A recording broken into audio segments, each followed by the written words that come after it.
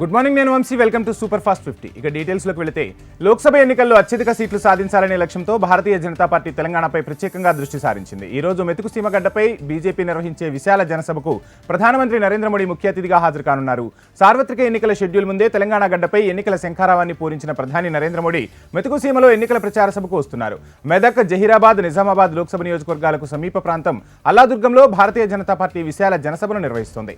దేశ భవిష్యత్తు నిర్వహించే ఎన్నికల్లో ప్రజల బాధ్యతను గుర్తు చేసి ప్రజా ఆశీర్వాదంతో అవినీతి లేని భారతీయ జనతా పార్టీ నాయకత్వాన్ని బలపరచాలని కోరబోతున్నారు ప్రధాని.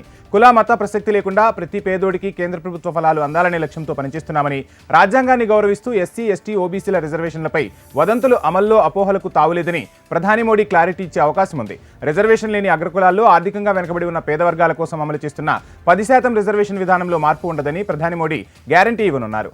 జాతీయ స్థాయి సంస్థల ఏర్పాటు, విద్యా, వైద్య సంస్థల్లో ఆధునిక వసతుల కల్పన, జాతీయ రహదారుల ఆధునికీకరణతో తెలంగాణ రూపురేఖలు మార్చి మౌలిక వసతుల కల్పన, అభివృద్ధిలో బాధ్యతాయుత పాత్ర పోషించిన బీజేపీకి ఈ ఎన్నికల్లో అండగా నిలవాల్సిన అవసరాన్ని ప్రజలకు గుర్తు చేయనున్నారు ప్రధాని. పేదల సంక్షేమానికి పెద్దపీట వేసిన బీజేపీకి మద్దతుగా నిలిచి అన్ని లోక్సభ స్థానాల్లో బీజేపీ అభ్యర్థులను గెలిపించాల్సిన ఆవశ్యకతను ప్రధాని మోదీ ప్రస్తావించబోతున్నారు.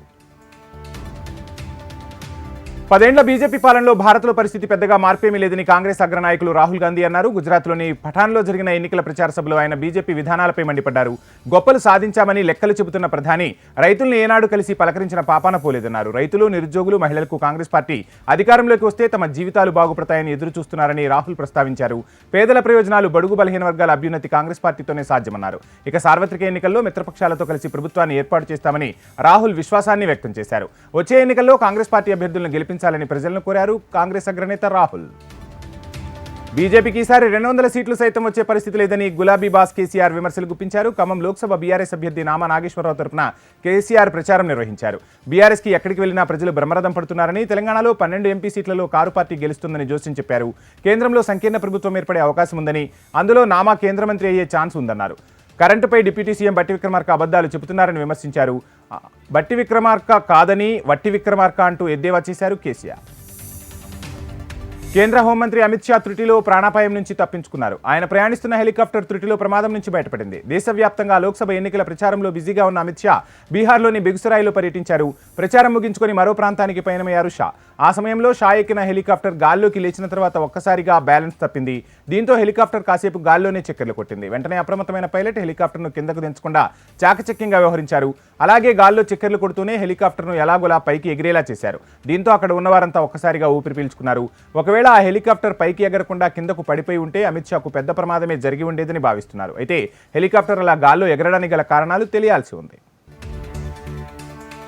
నిస్వార్థంతో దేశ భవిష్యత్తు కోసం అనుక్షణం పరితపిస్తున్న ప్రధాని నరేంద్ర మోదీ నాయకత్వాన్ని లోక్సభ ఎన్నికల్లో బలపరచాలని భారతీయ జనతా పార్టీ తెలంగాణ జాతీయ అధ్యక్షులు జగత్ ప్రకాష్ నడ్డా పిలుపునిచ్చారు. ఖమ్మం, మహబూబాబాద్ లోక్సభ నియోజకవర్గాల్లో నిర్వహించిన జనసభలకు ముఖ్య అతిథిగా ఆయన హాజరయ్యారు. దేశవ్యాప్తంగా మళ్లీ నరేంద్ర మోడీ నాయకత్వాన్ని కోరుకుంటున్న ప్రజలు బీజేపీకి సంపూర్ణ మెజార్టీ ఇచ్చేందుకు సిద్ధంగా ఉన్నారన్నారు. తెలంగాణలోనూ బీజేపీ అభ్యర్థులను గెలిపించాలని కోరారు. మోడీ నేతృత్వంలో బలమైన కేంద్ర ప్రభుత్వాన్ని మళ్లీ ఏర్పాటు చేస్తామని ధీమా వ్యక్తం చేశారు. 10 ఏళ్ల మోడీ పాలనలో సాహసోపేత నిర్ణయాలు దేశ ప్రతిష్టను పెంచాయని జనసభలో ప్రస్తావించారు. ఆర్టికల్ 370 రద్దుతో దేశమంతా గర్వించిందన్నారు.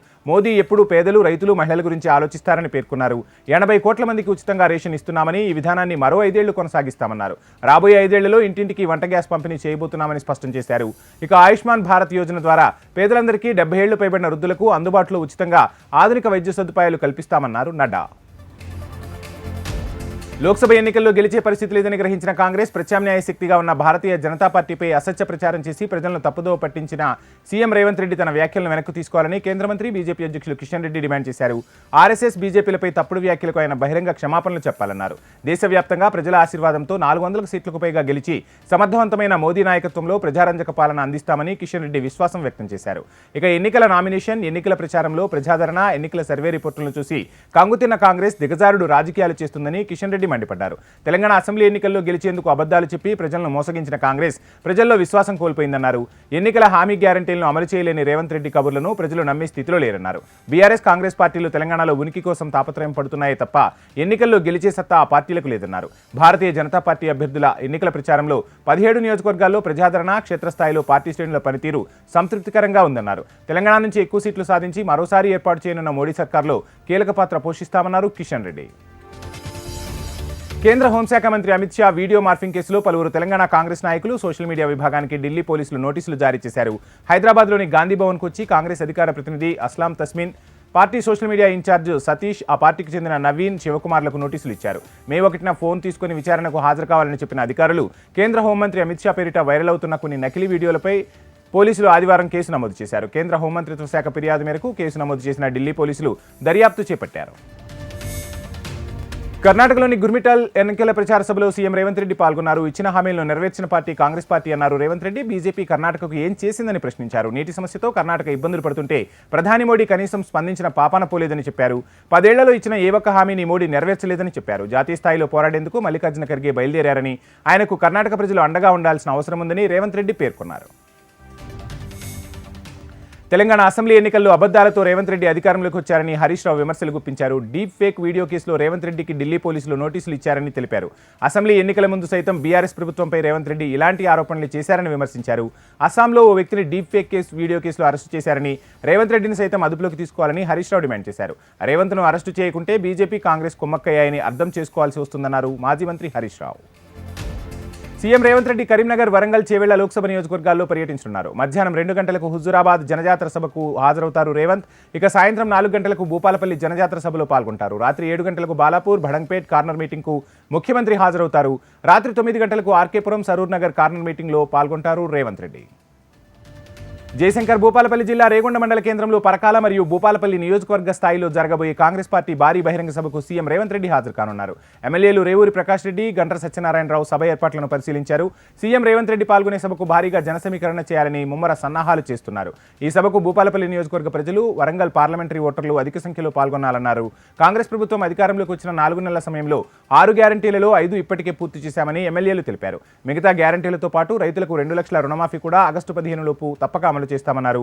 వరంగల్ లోక్సభ స్థానం నుంచి కాంగ్రెస్ అభ్యర్థి కడియం కావ్య 3 లక్షల మెజార్టీతో గెలవబోతున్నారని ధీమా వ్యక్తం చేశారు కాంగ్రెస్ శ్రేణులు.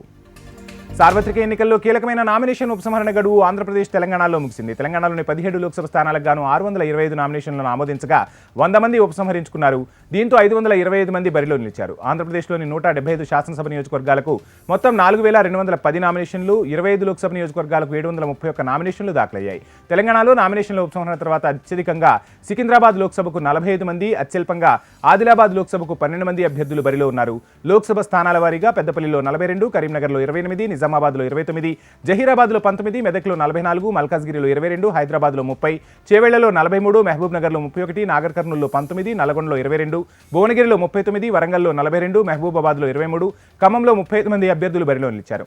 ఇక ఆంధ్రప్రదేశ్లోని తిరుపతి అసెంబ్లీ స్థానంలో అత్యధికంగా 46 మంది, నగరిలో అత్యల్పంగా 6 అభ్యర్థులు బరిలో నిలిచారు. పులివెందులలో జగన్ సహా 27 మంది అభ్యర్థులు బరిలో నిలవటం విశేషం. కుప్పంలో టీడీపీ అధినేత చంద్రబాబు సహా 13 మంది బరిలో ఉన్నారు. మంగళగిరిలో లోకేష్తో సహా 40 మంది పోటీ పడుతున్నారు.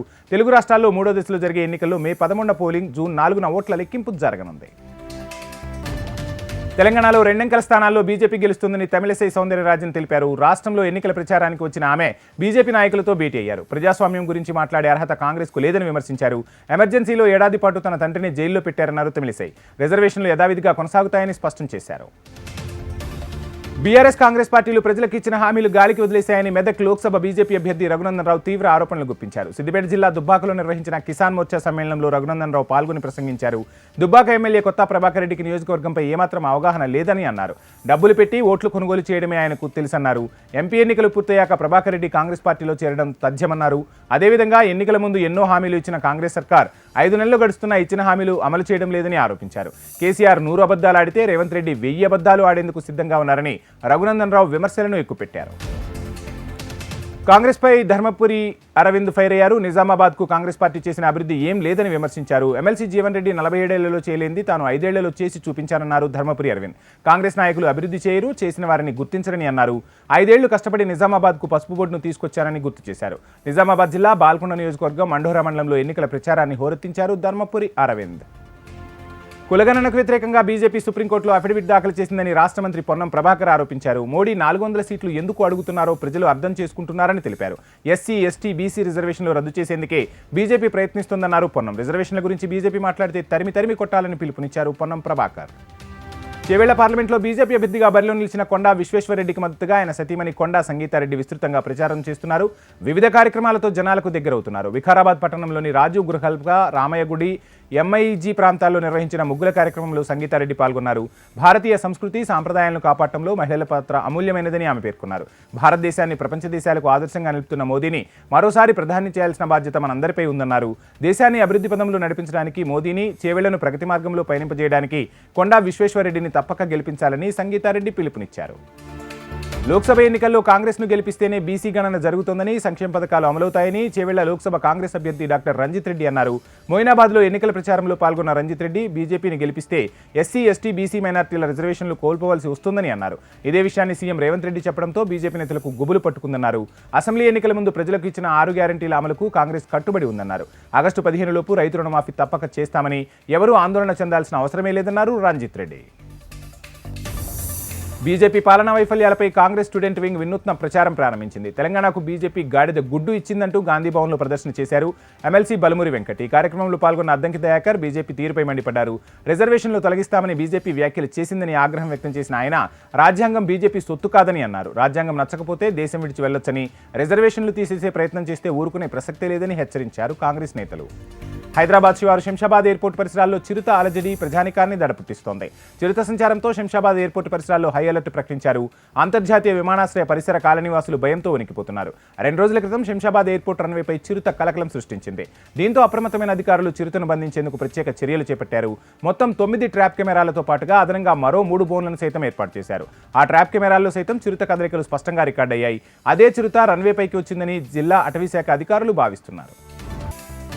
ఓవైపు ఉక్కపోత, మరోవైపు తీవ్ర వడగాలులు జనాలను ఉక్కిరిబిక్కిరి చేసేస్తున్నాయి. దీంతో రాష్ట్ర వ్యాప్తంగా వడదెబ్బతో 3 మృతి చెందారు. మరో 2 రోజుల పాటు రాష్ట్రంలో వడగాలులు వీచే అవకాశం ఉందని, 2 రోజులుగా అత్యధిక ఉష్ణోగ్రతలు నమోదవుతున్నాయి అని వాతావరణ శాఖ తెలిపింది. ఆదిలాబాద్, ఆసిఫాబాద్, మంచిర్యాల, జగిత్యాల, సిరిసిల్ల, కరీంనగర్, పెద్దపల్లి, భూపాలపల్లి, ములుగు, భద్రాద్రి కొత్తగూడెం, ఖమ్మం, నల్గొండ, సూర్యాపేట, మహబూబాబాద్, వరంగల్, హన్మకొండ, మహబూబ్ నగర్, నాగర్ కర్నూల్, వనపర్తి, నారాయణపేట, గద్వాల జిల్లాల్లో వడగాలులు వీచే అవకాశం ఉందని తెలిపింది వాతావరణ శాఖ. ములుగు జిల్లా వెంకటాపురం, వాజేడు మండలాల్లో రోజురోజుకు ఎండలు ముదిరిపోతున్నాయి. వారం రోజుల నుంచి పగటి ఉష్ణోగ్రత 40 నుండి 45 డిగ్రీలు దాటి జనాలకు చుక్కలు చూపిస్తోంది. బానుడు బొగ్గుమంటుండటంతో ఉదయం 10 గంటలు దాటిన తర్వాత రోడ్లన్నీ నిర్మానుష్యంగా మారిపోతున్నాయి. ఏప్రిల్ చివరి వారంలోనే ఉష్ణోగ్రతలు గరిష్ట స్థాయికి చేరుకుంటున్నాయి. జనం ఉదయం 10 గంటల తర్వాత బయటకు రావడానికి జంకుతున్నారు. వడగాలులు విపరీతంగా రావడంతో వాహనాలపై వెళ్తున్న వారు తీవ్ర ఇబ్బందులకు గురవుతున్నారు. రాబోయే 5 రోజులు కూడా విపరీతమైన ఎండలు ఉంటాయని, ఎండలకి అందరూ అప్రమత్తంగా ఉండాలని వాతావరణ శాఖ హెచ్చరిస్తోంది. ప్రజలు సాయంత్రం 6 గంటల తర్వాత బయటకు వస్తున్నారు. సూర్యప్రతాపానికి మధ్యాహ్నం రహదారులన్నీ నిర్మానుష్యంగా మారిపోతున్నాయి. చాలా మంది చెట్లు ఉన్న చోట సేద తీరుతున్నారు. ఇక మే నెలలో ఎండల పరిస్థితిని తలుచుకుని ఎలా అంటూ ప్రజలు ఆందోళన వ్యక్తం చేస్తున్నారు. వేసవిలో తాగునీటి సమస్యను పక్కన పెట్టి బీర్లు అందుబాటులో లేవని మంచిర్యాల జిల్లా తాగుబోతుల సంక్షేమ సంఘ అధ్యక్షుడు కోట్రంగి తరుణ్ అబ్కారీ శాఖ అధికారులకు ఫిర్యాదు చేశారు. జిల్లాలోని వైన్స్, బార్లలో లైట్ బీర్లు లభ్యం కావడం లేదని ఫిర్యాదులో పేర్కొన్నారు. ఎండ తీవ్రతలు ఎక్కువవుతున్న కొద్దీ ముఖ్యంగా యువకులు, పెద్దలు దాహం తీర్చుకునేందుకు ఇబ్బందులకు గురవుతున్నారని అన్నారు. మంచిర్యాల జిల్లాలోనే కాకుండా పక్కన ఉన్న కరీంనగర్, జగిత్యాల, పెద్దపల్లి, భూపాలపల్లి, ఆసిఫాబాద్ వంటి జిల్లాల్లో కూడా లైట్ బీర్లు లభ్యం కావడం లేదని ఆవేదన వ్యక్తం చేశారు.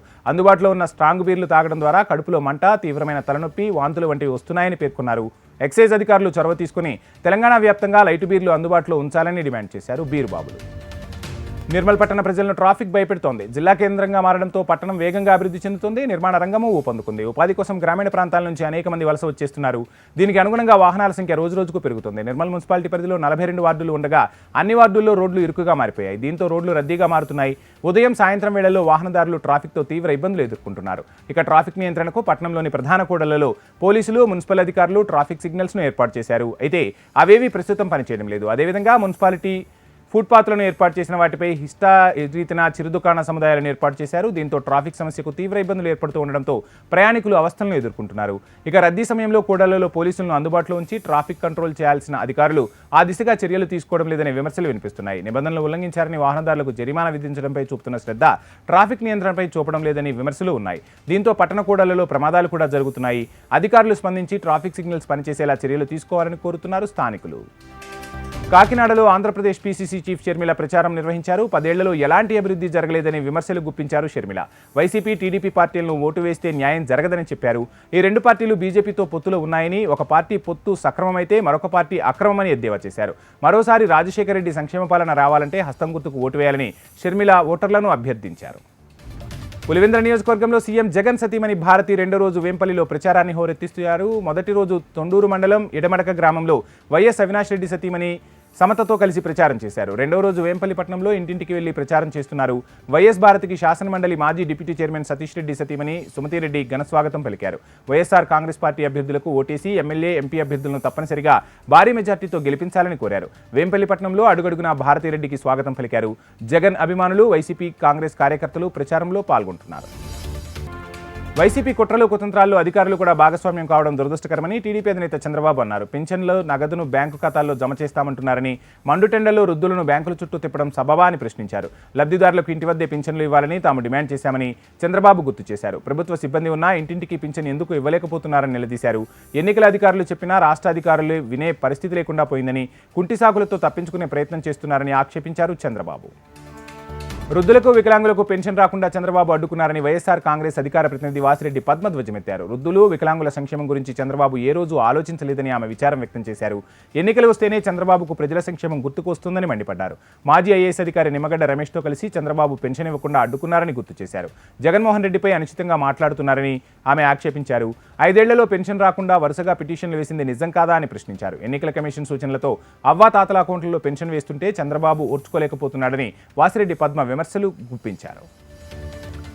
ఆంధ్రప్రదేశ్లో అసెంబ్లీ ఎన్నికల కోసం జాయింట్ మేనిఫెస్టోను రిలీజ్ చేయనుంది ఎన్డీఏ కూటమి. ఇప్పటికే మేనిఫెస్టోను ప్రకటించింది అధికార వైసీపీ. కాగా నేడు ఉమ్మడి మేనిఫెస్టోను ప్రకటించనున్నారు ఎన్డీఏ కూటమిలోని బీజేపీ, టీడీపీ, జనసేన పార్టీలు. మేనిఫెస్టోలో చేర్చే అంశాలపై ఇప్పటికే 3 పార్టీలు కసరత్తును పూర్తి చేసినట్టుగా తెలుస్తుంది. అటు మొదటగా టీడీపీ సూపర్ 6 పేరుతో మేనిఫెస్టోను ప్రకటించగా, జనసేన కూడా షణ్ముఖ వ్యూహం పేరుతో మేనిఫెస్టోకు ప్లాన్ చేసింది. ప్రస్తుతం కూటమిలోని మేనిఫెస్టో ప్రజారంజకంగా ఉండబోతున్నట్లు ఆయా పార్టీ నేతలు చర్చించుకుంటున్నారు. వైసీపీ ప్రకటించిన మేనిఫెస్టోకు దీటుగా సంక్షేమంతో పాటు అభివృద్ధితో కూడిన అంశాలతో మేనిఫెస్టోకు కసరత్తు చేస్తోంది ఎన్డీఏ కూటమి. వైసీపీ ఓటమి తథ్యమని జనసేన అధినేత పవన్ కళ్యాణ్ అన్నారు. జూదం ఆడుకునే క్లబ్బులు కావాలా, డీఎస్సీ నోటిఫికేషన్ కావాలా అని ప్రజలను ప్రశ్నించారు పవన్. రాష్ట్రం ఆర్థికంగా అభివృద్ధి చెందకపోయినా జూదం, మద్యం, ఇసుక దోపిడీలో బాగా అభివృద్ధి చెందిందని ఎద్దేవా చేశారు.